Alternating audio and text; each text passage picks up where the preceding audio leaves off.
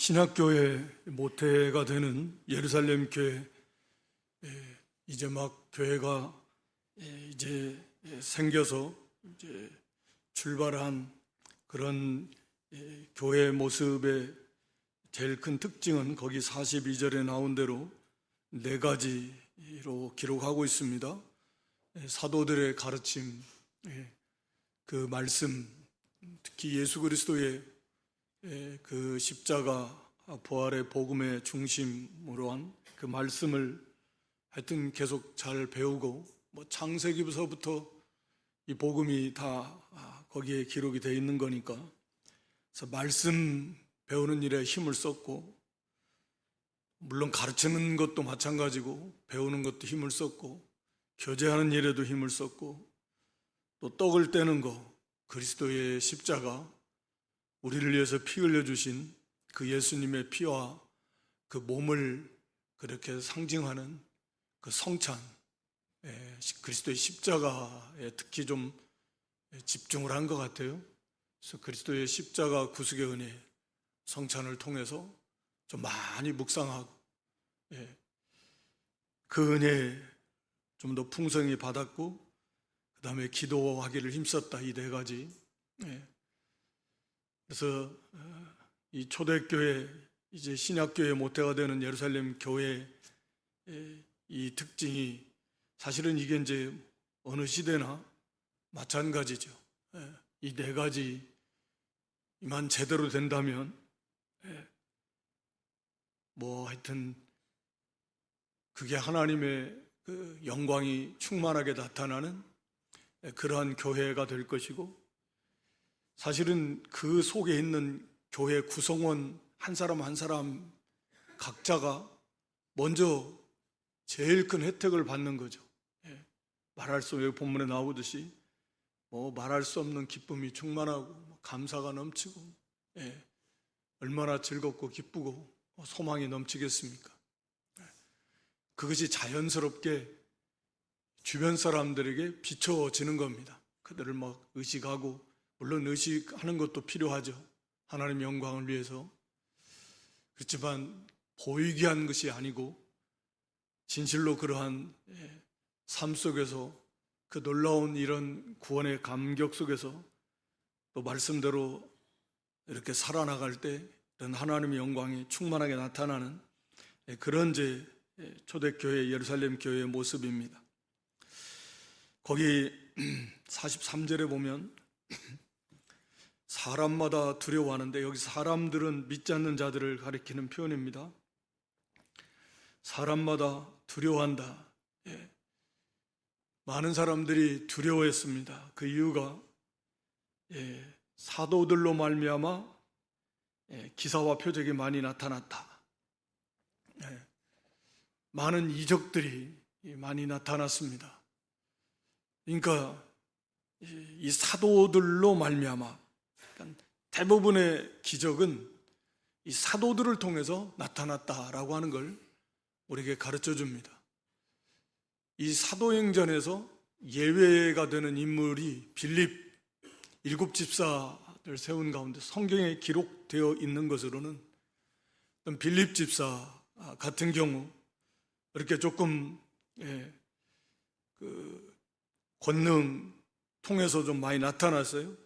스데반 집사도 마찬가지입니다. 그 사도행전 뒤에 넘기면 6장, 스데반 집사 18절, 6장 8절, 스데반이 은혜와 권능에 충만하여 큰 기사와 표적을 민간에 행했다, 이렇게 말씀하고 있고, 또 반대로 8장 6절에 가서 보면 빌립 집사도 마찬가지입니다. 그래서 그 큰 표적도 많이 나타났다. 사마리아에 내려가서 빌립 집사가 행할 때. 그러니까 구체적으로, 직접적으로 사도들이 아닌 사람들, 그러니까 이 집사들, 이게 통해서 하나님께서 이런 큰 이적이 나타났다라고 기록된 건 이 두 경우이고, 나머지는 다, 물론 그 7 집사들도 사실은 어떻게 보면 사도들의 대리 작격이었죠. 당시의 집사, 이 7 집사는 그는 니골라 같은 경우는 제외가 되겠지만, 그건 사도들의 대리인격인 그런 성령에 충만한 사람들이었고, 그래서 나머지는 다 이 사도들로 말미암아 나타났다. 이것은 이제 똑같은 거죠. 예수님께서 이적을 많이 행하신 가장 첫 번째 되는 목적이 예수님이 바로 그리스도시다 라고 하는 것을 나타내시려고 그 이적을 나타내신 거죠. 그게 첫 번째 목적이잖아요. 성경에 예언해 놓으신 대로 바로 이분이 그리스도다, 메시아다 라고 하는 것이고, 사도들도 마찬가지입니다. 사도들이 이제 성경이 이제 복음이 막 전파되어져야 되는데 도대체 누가 진짜냐? 누가 진짜 하나님이 예수님이 보내신 그런 사도냐? 모르잖아요. 그러니까 가짜 사도들도 많고 가짜 교사들도 많고, 이 말로 하고 저런 말 딴 말도 하고 막 다른 복음도 가짜 복음도 전하고 이런 것들 막 여기서 전하는데 받는 자들이 오늘날처럼 이 무슨 통신 이런 게 발달한 것도 아니고 그거 어떻게 합니까? 무슨 수로? 이제 그런 것들을, 그래서 우리가 그 고린도후서 12장 12절에 사도의 표다 이렇게 표를 한 거죠. 여러 가지가 있지만 이 기사, 하나님이 이 사람들이 하나님께서 내가 보낸 내 일꾼, 내 종, 사도다 라고 하는 하나의 그 표징으로서 이 이적을 행하게 하신 거죠. 우리 히브리서 2장 3절로 4절에서도 마찬가지 말씀을 기록하고 있습니다. 마가복음 마지막에도 마찬가지고, 그래서 하나님께서도 그 4절에도 보면 표적들과 기사들과 여러 가지 능력, 그것을 통해서 그들과 함께 증언하셨다. 그러니까 하나님께서 이런 능력을 그들을 통해서 베풀게 하심으로써 이렇게 증거하신 것입니다. 이들의 말이 참이다. 이들이 전하는 게 진짜 참 진리고 복음이다. 이들이 하나님이 보내신 그런 사도들이다 라고 하는 하나의 표징으로서 이적을 행하게 하신 것입니다.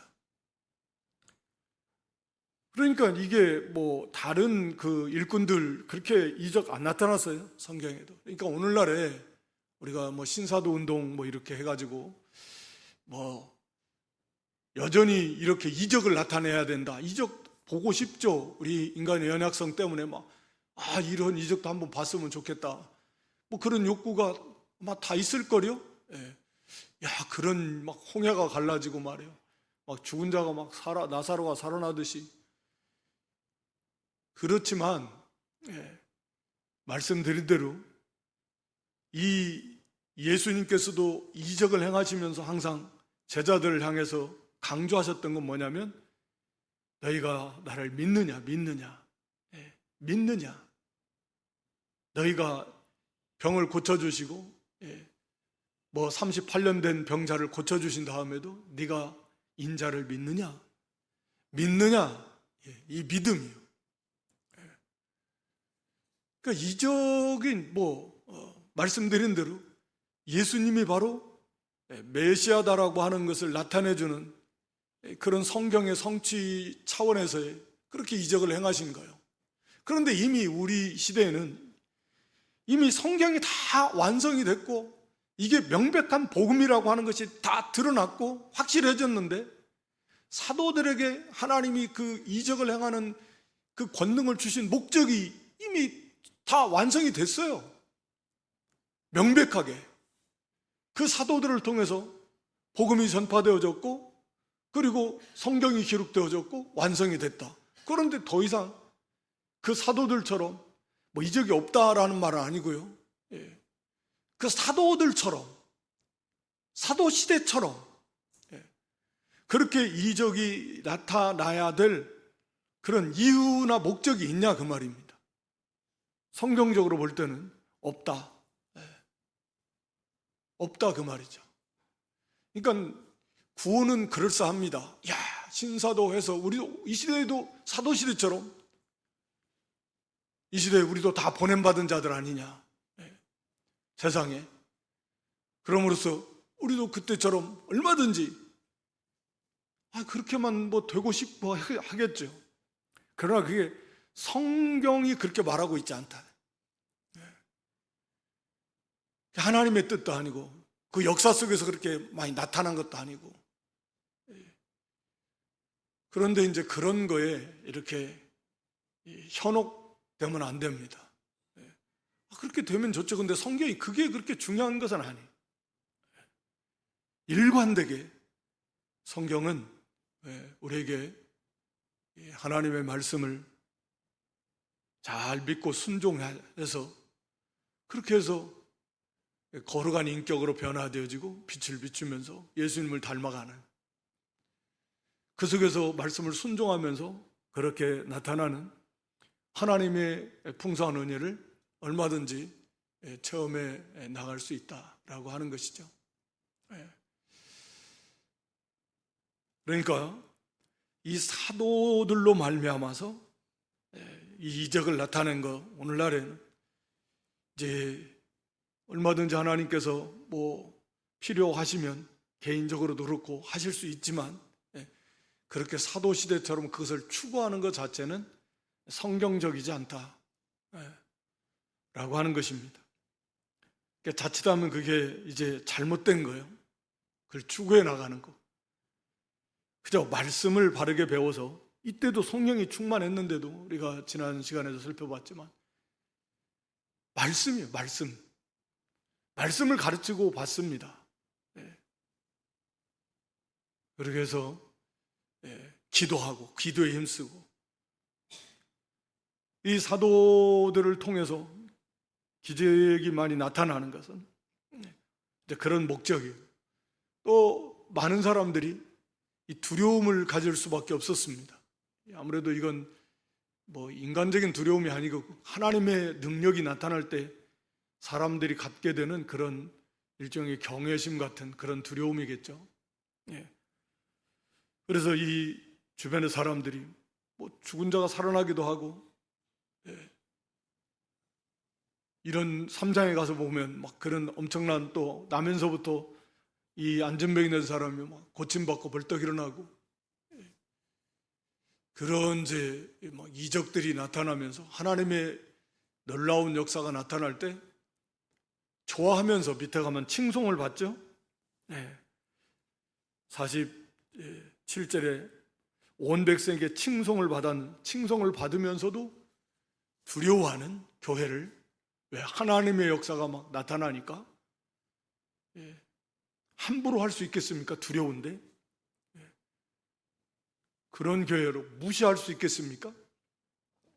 오히려 두려워하는 거죠. 하나님의 역사가 나타나는. 그러면서도 칭송하는 그런 그 교회의 아름다운 그런 모습이다라고 하는 거고요. 여기 44절에 구체적으로 믿는 사람이 다 함께 있어서 모든 물건을 서로 통용했다. 46절에는 날마다 마음을 같이해서 성전에 모이기를 힘썼다. 그러니까 믿는 사람들이 다 함께 모이기를 힘써요. 날마다. 우리는 일주일에 한 번 모이는 것도 힘들고, 그렇지만 날마다 모이기를 힘쓰는, 기쁨이 충만하니까, 너무 좋으니까. 성도의 교제가 하나님과의 교제도 좋고, 기도, 예배, 말씀, 이거 하나님과의 교제라고 할 수 있는데, 그 놀라운 은혜 너무너무 좋고, 또 성도들과의 교제도 너무 좋고, 말 그대로 그냥 그것이 뭐 비록 물론 완전하진 않겠지만 천국과 같은 거예요. 거기에 무슨 남녀노소, 빈부, 또는 이런 배움에 관한 차별, 신분에 대한, 계급에 대한 차별, 민족에 대한 그런 거 없습니다. 다 거기에는 뭐 노예들도 있을 것이고, 그렇게 자유인도 있을 것이고, 그래도 그런 거 없이 다 너무너무 자꾸 모이고 싶은 거예요. 물론 그것도 힘을 써야 되고, 왜냐하면 반드시 이 사단의 역사는 뭐 끊임없이 있을 거니까, 모이지 못하게 하려, 가지 못하게 하려고 하는 사단의 역사도 있을 거니까, 그냥 힘을 쓰는 겁니다. 저절로 되어지는 건 아니에요. 너무 좋으니까. 그렇게 성도들이 이 모이기를 힘써요. 이 마지막 때에 가면 우리가 아는 대로 히브리 10장 24절 이하에 보면 모이지 못하게 하는 이 풍조가, 이런 것이 퍼져나가게 될 것이다. 벌써 이게 2000년 전에 벌써 이런 말씀을 주셨는데, 그러니까 그 모이기를 패하는, 뭐 모일 거 있느냐,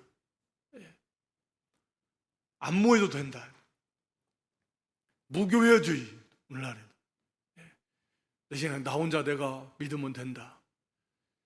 이 교회라고 하는 자체가 구원받은 성도들, 불러낸 자들의 모임이 교회고, 이게 법적으로, 전제론적으로도 그렇게 우리가 연합된, 그리스도와 연합된 그런 공동체인데, 거기에서 개별주의, 연합을 통해서 성경이 얼마나 연합을 강조하고 있습니까? 오늘 여기 본문도 함께 모여서 함께 교제하고 함께 기도하고 함께 말씀을 배우고, 여기부터 하면 함께 나누고,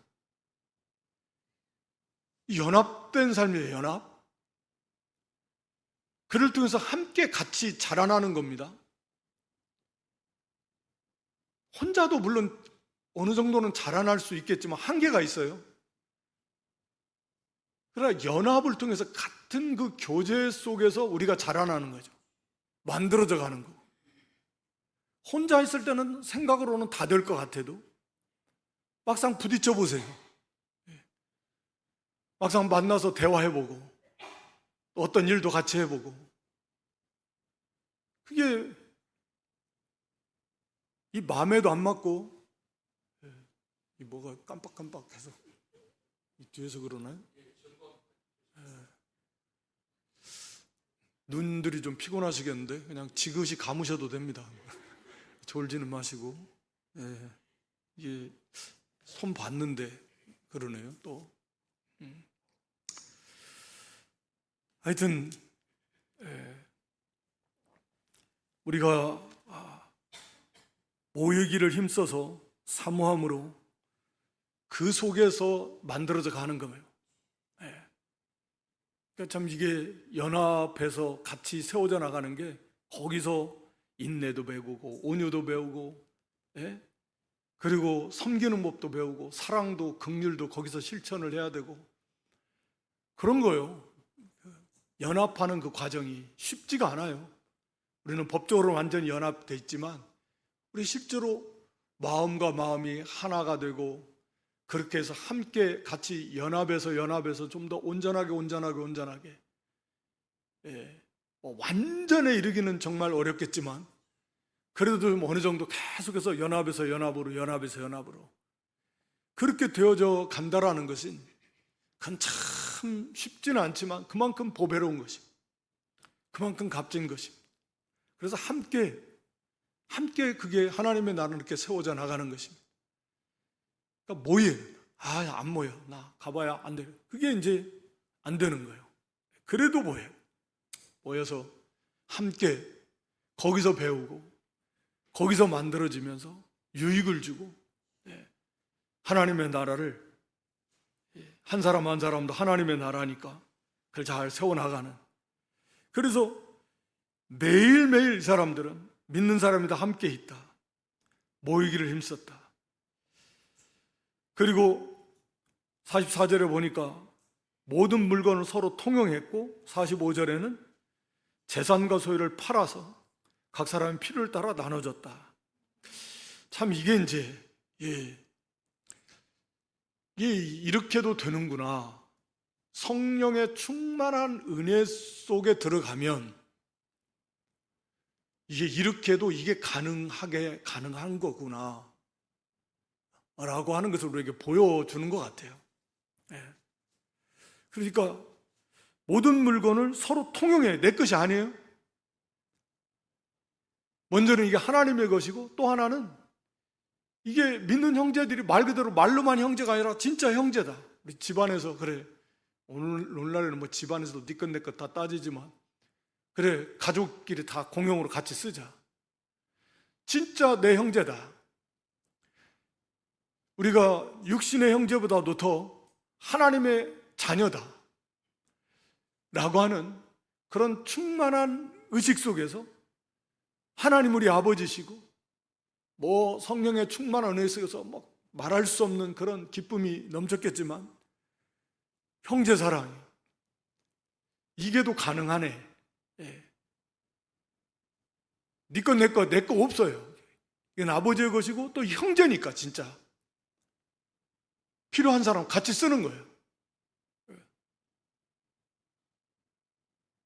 오늘날에는 거의 불가능하겠죠. 이때뿐만 아니라 이 시대 이후에는 이런 경우는 거의 뭐 드러나지 않지만, 또 재산과 소유를 팔아서 각 사람의 필요를 따라 나눠줬다. 뭐 이런 사람들은 개인적으로는 얼마든지 있을 수 있지만, 당시에 거기에 속한 지체들이 팔만한 것이 없는 사람들은 뭐 못 팔겠지만,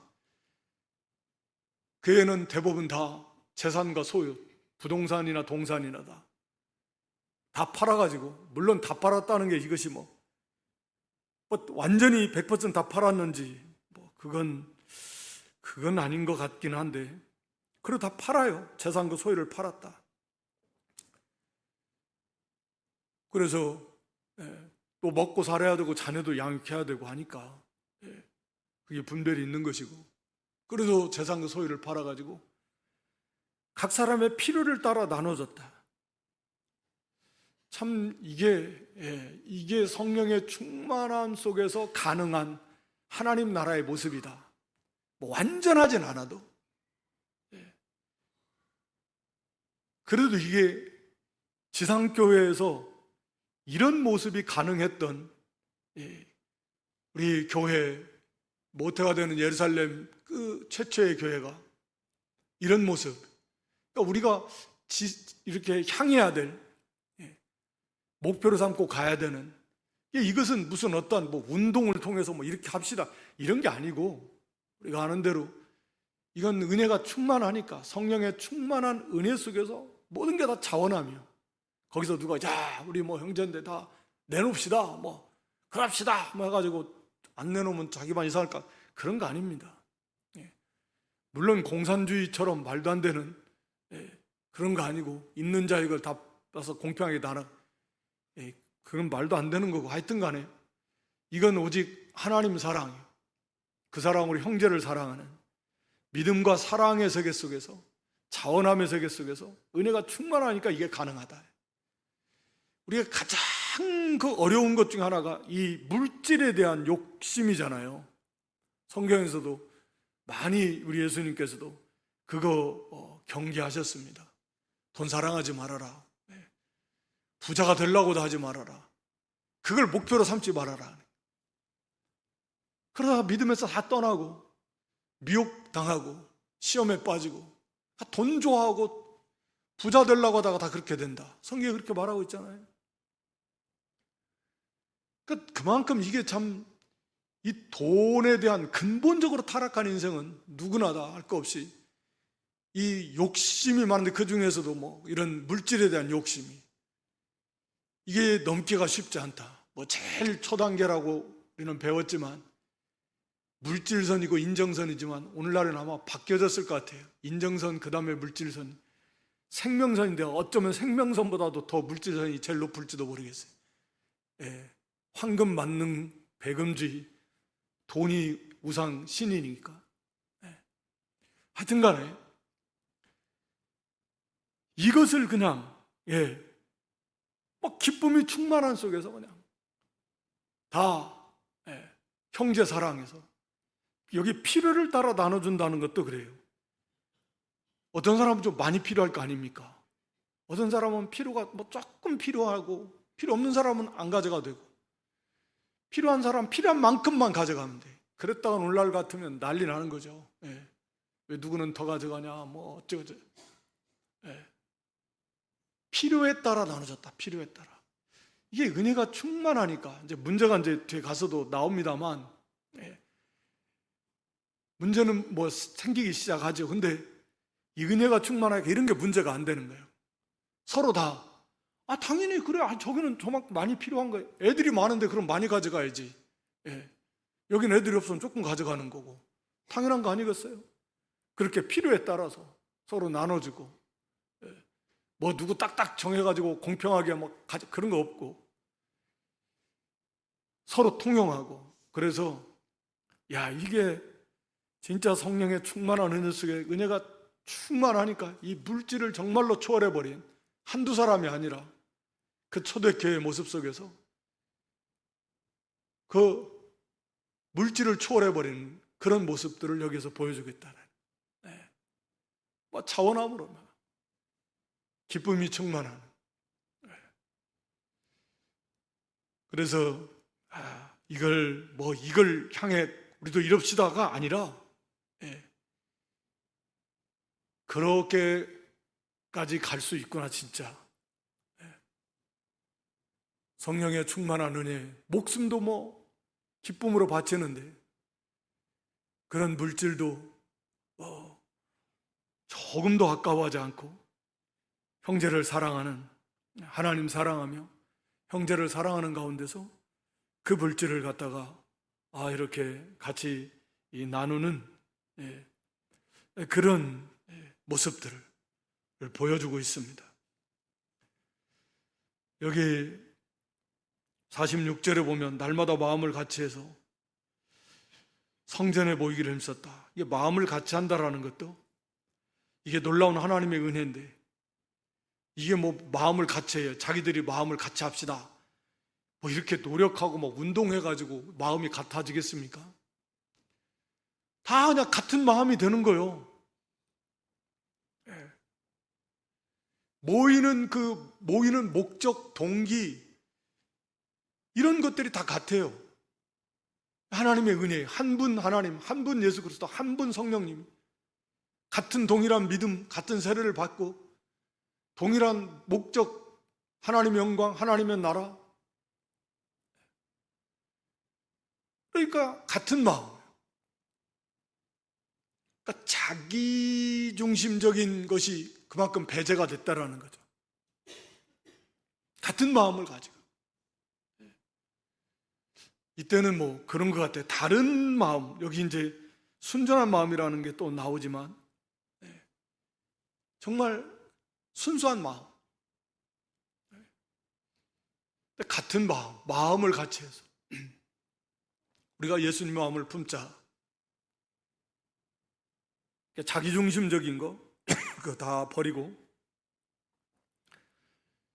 그래서 오직 하나님의 영광을 위하고 하나님을 예배하고, 모이는 게 하나님께 예배하고 하나님의 말씀을 사모하고 하나님 앞에 깨어 기도하고 여기 형제들과 함께 교제하고,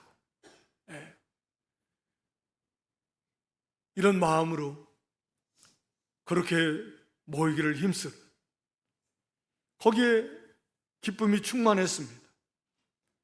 또 성전에 모이기를 힘썼다라고 하는 거 보면,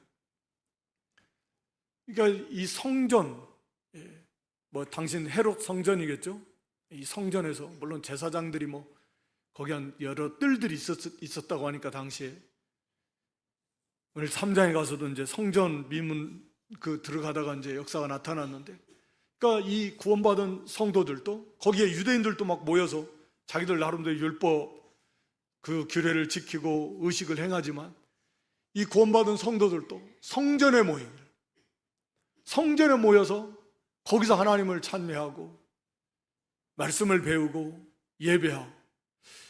그러니까 이때까지는 비록 그 분위기가 예수님이 십자가에 죽이고 여전히 그 지도자들은 뭐 자기들은 다 이긴 줄 알고 승리한 줄 알았겠지만, 어찌됐든 이런 그 예수님의 제자들이나 그에 있는 이 교회에 대해서는 아직까지 이런 핍박은 이제 없었던 것 같으니까 이 스데반 집사를 이제 순교를 전후로 해서 이제 사도 바울을 앞세워서 그때부터 본격적으로 이 핍박이 가해지는 거고, 이 모습을 보면 이때는 이제 그렇게 막 분위기는 그랬지만 이 사람들은 예수님 부활한 줄 믿지도 않고 알지도 못할 거고, 소식은 전해지지만 믿지 않으니까 어찌됐든 성전에서 같이 따로 모여서 그렇게 예배하고, 그리고 뭐 복음도 전했을 것이고,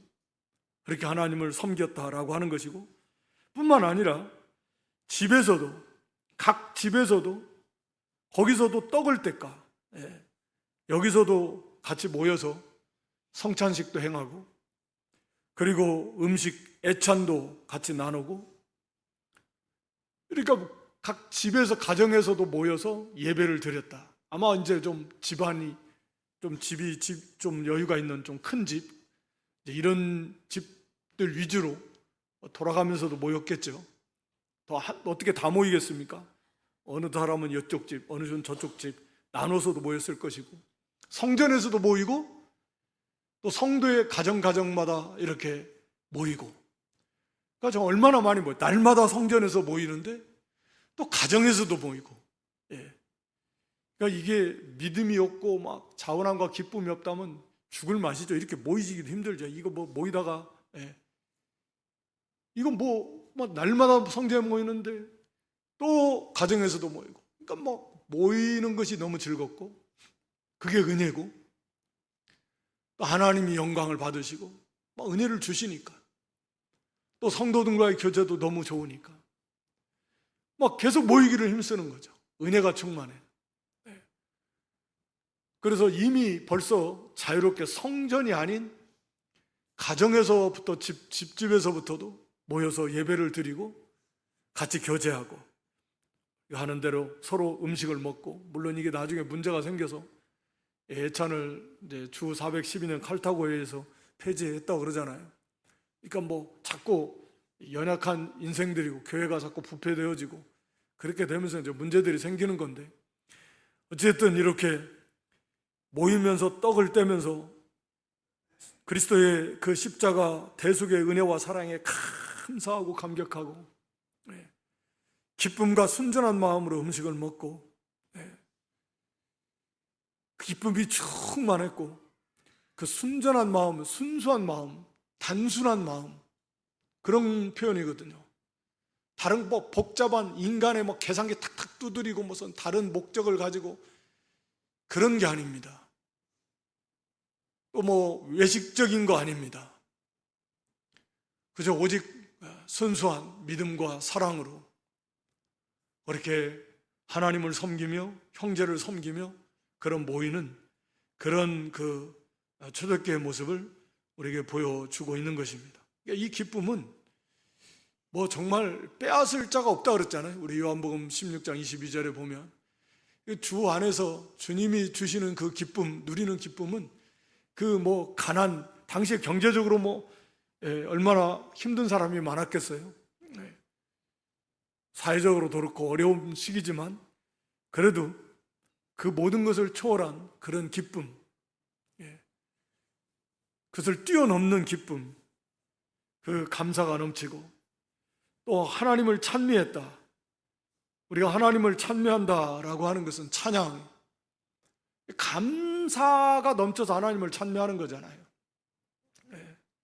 기쁨이 넘쳐서 하나님을 찬미하는 것이고, 또 하나님의 그 하나님 되심의 영광을 또 알기에 또 찬양을 드리는 것이고, 우리에게 베풀어 주신 그 은혜가 얼마나 크고 놀라운 것인가를 또 알기에 찬양을 드리는 것이고, 그러니까 이 찬미의 제사, 그러니까 찬양이, 바른 그 찬양이, 그러니까 이 찬양은 그러니까 막 터져 나오는 찬양 같아요. 막 견딜 수 없어서 막 이 하나님 속에서부터 막 터져 나오는 거죠. 감사와 기쁨이 하나님을 높이고 하나님께 감사드리고자 하는 막 힘을 내서 찬양합시다 이런 개념이 아니고 속에서 이게 막 차고 넘치는 거죠. 우리가 그 에베소 1장 3절에 보면 사도 바울이 하나님의 은혜를 막 얘기하려다가 보니까 막 그 너무나 감사 감격이 넘쳐서 뭐 찬송하리로다 이것부터 막 터져 나오죠. 거기 에베소 1장 3절에 하나님의 베풀으신 은혜를 이제 말씀을 하려고 하는데 막 찬송하리로다가 나와요. 그냥 이거 그냥 쓴 게 아니고 하나님의 은혜를 쓰려고 뭐 하나님의 은혜를 생각하니까 막 이 찬송이 터져 나오는 거예요. 하나님의 정말 어떻게 상상도 할 수 없는 은혜죠. 네. 와, 우리가 하나님의 자녀가 되다니. 아까 우리 찬송 가수가 어떻게 우리가 하나님의 자녀가 됩니까? 하나님과 같이 됩니까? 물론 우리는 뭐 근본적으로 하나님과 차이가 있죠. 우리가 하나님과 같이 영생을 어떻게 누립니까? 하나님을 아버지라 부릅니까?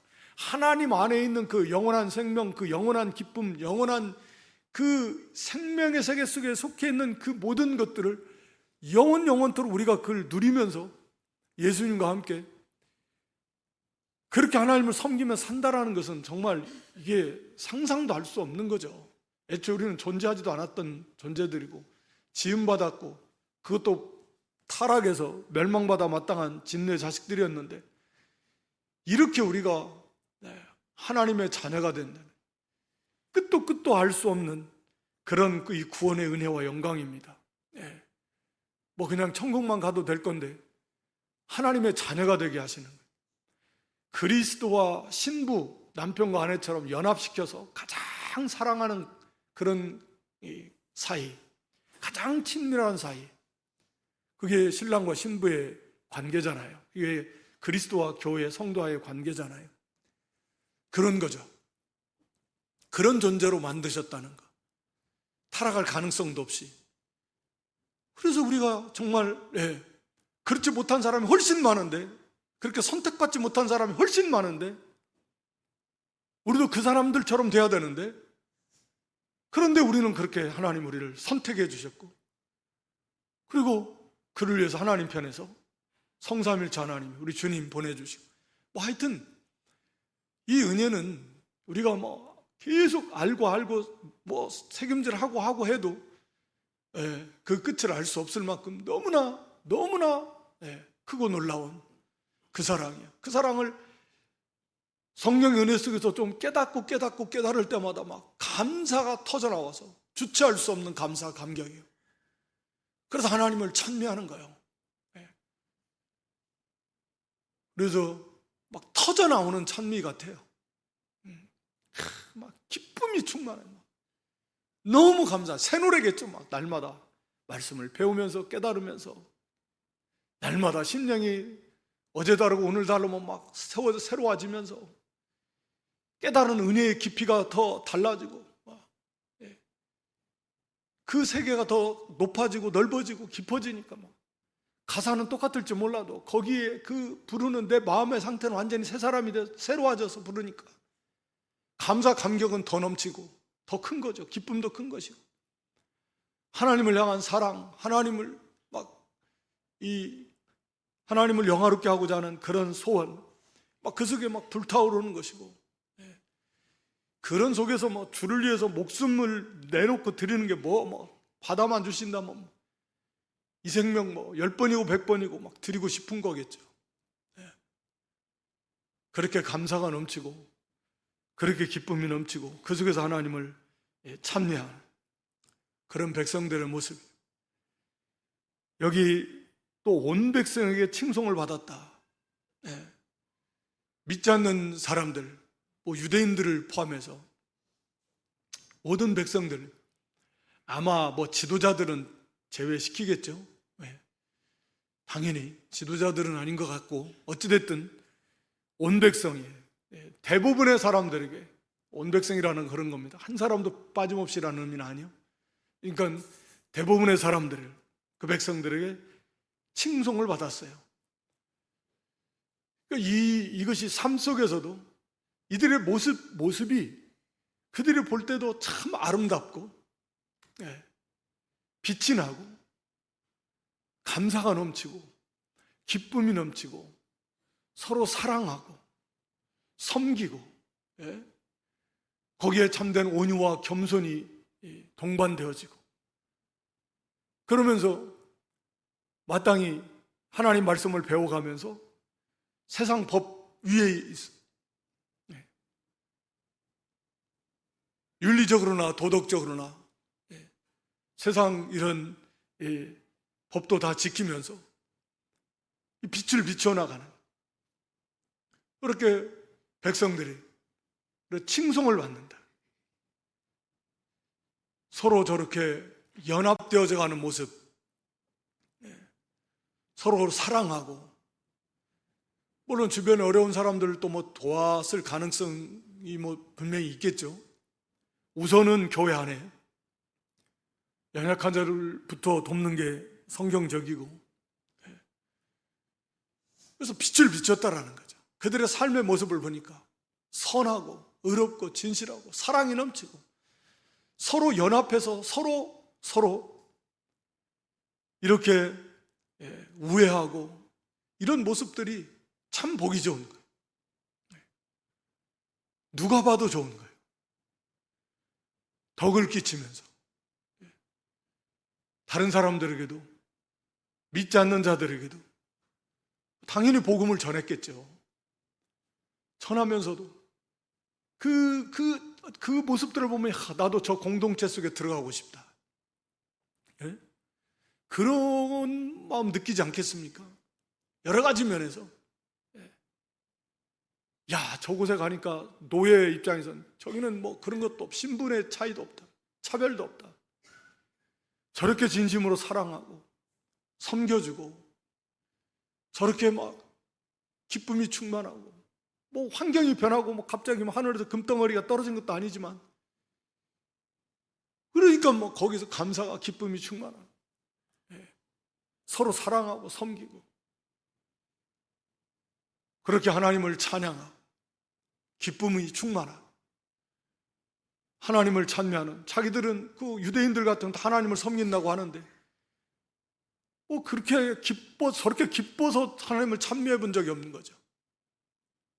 구원의 기쁨을 모르니까, 하나님의 사랑도 제대로 모르니까, 어쨌든 백성들에게 칭송을 받는 거예요. 그건 보여주려고 하는 건 아니고 자연스럽게 그들의 섬김, 삶의 모습 속에서 이게 다 드러나게 되어 있다. 그걸 하나님은 또 사용하셔서 하나님께서 구원받는 사람을 날마다 더하게 하셨다. 모든 것이 다 절대적 하나님의 주권이지만, 구원받는 자의 수를 더하는 것도 하나님이 하시는 건데, 하나님께서 바로 이러한 교회의 모습을 통해서 백성들, 그걸 보는 사람들, 그들도 물론 다 예정된 택함받은 자들이겠지만, 거기에 그게 너무 좋아 보이고, 그런 형제를 보니까, 그런 성도 이웃을 보니까 너무 좋고, 나도 저 공동체 속에 포함되고 싶고, 나도 저 사람처럼 살고 싶고, 나도 저렇게 기뻐하며 살고 싶고, 나도 저렇게 환하고, 사람이 저렇게 변화되어지고, 나도 좀 저런 사람이 되고 싶다, 나도 저런 사람들처럼 살고 싶다, 이런 마음이 분명히 들었겠죠. 선한 영향력을 끼치는, 이게 영향을 끼치는 거예요. 그래서 그 안에 하나님께서 그런 것들을 사용해서 그들의 복음 전해주고, 누구나 다 와도 된다, 예수님 믿기만 하면 복음을 전해서, 다 누구 빈부귀 이천 없다. 하나님께서 이런 교회의 모습들을 통해서 많은 사람들을 날마다 붙여주시는 거예요. 하나님께서. 그러니까 결국은 이게 우리가 교회 부흥이라는 건, 오늘 본문만 보더라도 양적 부흥은 내적 부흥에 뒤따라오는 거죠. 그러니까 진짜 부흥이라는 건 그런 거잖아요. 그러니까 양적 부흥이 먼저가 아니라 내적인 부흥이, 그 안에 공동체에서부터 참된 부흥의 역사가 일어나요. 참된 각성의 역사가 일어나고 참된 부흥의 역사가 일어날 때, 하나님께서 물론 하시지만 그러한 교회, 하나님 백성을 붙여주고 또 그런 모습들을 보면서 또 이렇게 되기까지 그런 선한 빛을 비추고 영향력을 끼쳐나가는, 그렇게 해서 믿지 않는 자들이 회개하고 돌아오는, 이게 진짜 하나님이 일으켜주시는 부흥의 모습입니다. 그러니까 말씀에 집중하고 모이름 쓰면서 또 그리스도의 십자가 구속의 은혜, 이렇게 성례전에 특히 성찬에 참여하면서 또 교제에 힘쓰면서 기도에 힘을 쓰고, 이게 핵심이에요. 이를 통해서 성도들 속에 이 생명의 역사가 더 풍성해집니다. 그게 이제 부흥의 역사가 그 안에서부터, 내 안에서부터 일어나는 거예요. 변화예요. 그걸 통해서 그래야 그 공동체가 진짜 부흥의 역사가 일어나는 거지. 그렇지 않겠습니까? 하나님께서 그런 교회, 그런 공동체에 붙여주시기도 할 것이고, 내가 변화되면서 내 가정도 변화되고, 가정에서부터 믿지 않는 가족들부터 주께로 인도할 수 있을 것이고, 다른 어떤 것이 아니라 다른 할 수 있는 것도 할 수 있는 거 좋지만 기본이고 핵심은 오늘 여기 42절에 기록된, 이건 정말 여기에 집중하고 말씀과 기도, 교제요, 그리스도의 십자가 복음에 집중하고, 거기에서부터 우리가 은혜를 받아서 교제 속에 그게 다 포함이 되어 있지만, 우리가 우리 안에 우리도 참된 그런 심령의 부흥이, 새 생명 역사가 좀 풍성해지면서, 그러면서 우리 교회가 이렇게 변화되어지면서 우리가 속해 있는 우리의 가정과 이웃들에게까지 이렇게 놀라운 빛을 비춰나가서 어쨌든 그들을 주께로 인도해내는 하나님의 놀라운 은혜를 체험하는 그런 우리 교회, 저 여러분이 될 수 있기를 주님의 이름으로 축원합니다. 하나님 우리 아버지, 이전에게도 저희들 불러주시고 신약교회의 모태가 되었던 예루살렘 교회 초기 모습을 통해서 우리가 진정 이 땅에서 참 지향해야 될 교회의 모습이 어떤 것인가, 여전히 하나님의 말씀과 기도와 교제와 또 그리스도의 십자가 복음에 집중하면서 그 속에서 먼저 우리가 하나님과의 관계 속에서 또 성도와의 관계 속에서 완전히 새로워지면서 놀라운 부흥의 역사가 일어나 그것이 퍼져나가서 가까운 가족, 이웃들부터 그들을 주께로 인도해내는 그런 하나님께서 붙여주시고 인도하심으로 말미암아 그렇게 하나님의 회가 진정으로 아름답게 세워져 나가는 그런 저희 교회 또 교단, 이 땅의 교회들이 될 수 있도록 마지막 때에 다시 한번 하나님 말씀과 성령으로 일깨워 주시고 풍성한 은혜를 베풀어 주시옵소서. 예수님의 이름으로 기도드리옵나이다. 아멘.